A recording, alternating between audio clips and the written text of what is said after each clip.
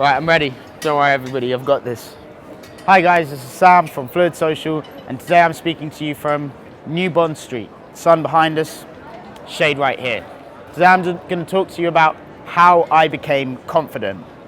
Now I'm going to separate this into two parts for the sake of ease and easy comprehension. The first part is the different types of confidence. So when you go out and you look at someone that you presume to be confident, often what we're seeing is that bravado, that spectacle, that person entertaining the crowds, being loud and garrulous and expressive, and that's what we see as confidence.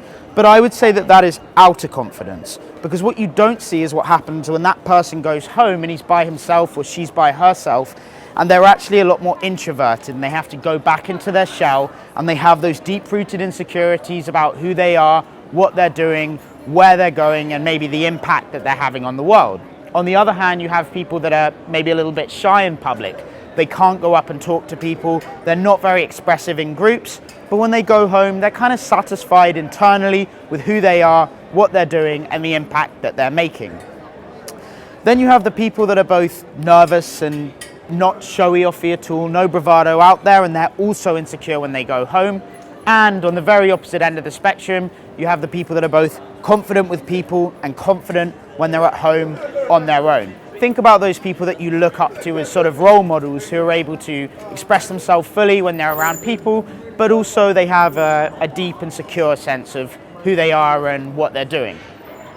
So there's this array of different patterns of confidence that you can have.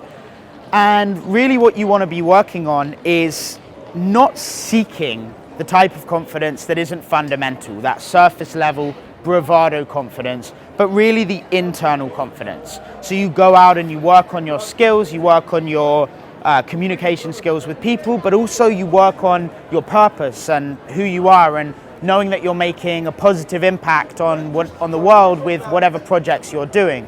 Just to recognize those two different types of confidence and not just seek the one at the expense of the other. Now I want to look a little bit into the linguistics of confidence. What do we mean when we say confident? What is confidence? Well, I would equate confidence to self-belief, to the idea that you're believing in yourself. That is how I understand confidence. But to believe in anything, we have to have some evidence that that thing is worth believing in, you know? So if people believe in God, often it's because they feel like they've had a spiritual experience that they equate to a power beyond themselves, an external force. So just the same with yourself, how can you be confident? How can you have self-belief if you haven't seen anything worth believing in? So what can you do to cultivate that belief in yourself? Well, just like you need evidence from God to believe in God, you need evidence that you're worth believing in. And the way to do this is to address challenges in your life, to go out and do things that were difficult for you or that required a lot of fear and a lot of courage to overcome. And those are the things that are going to prove to you that you're worth believing in, that there's actually something there that you can believe in. So, for example, the act of going up and approaching a stranger in the street.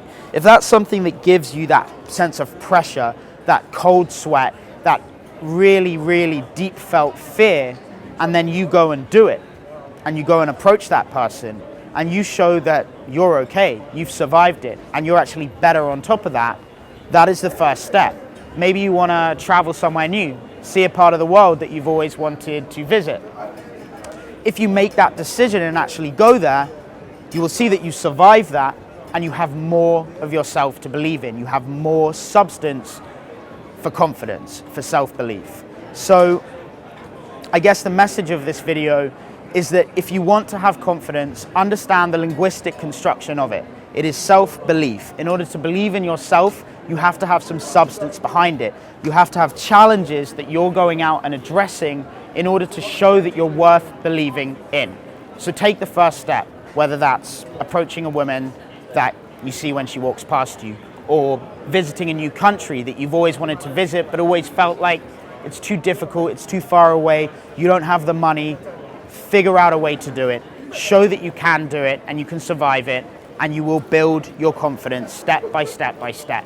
Each time you overcome a challenge like that, the next challenge from that point becomes easier, and the next one ad infinitum. This has been Sam talking to you about confidence from New Bond Street. See you in the next video. Sam out.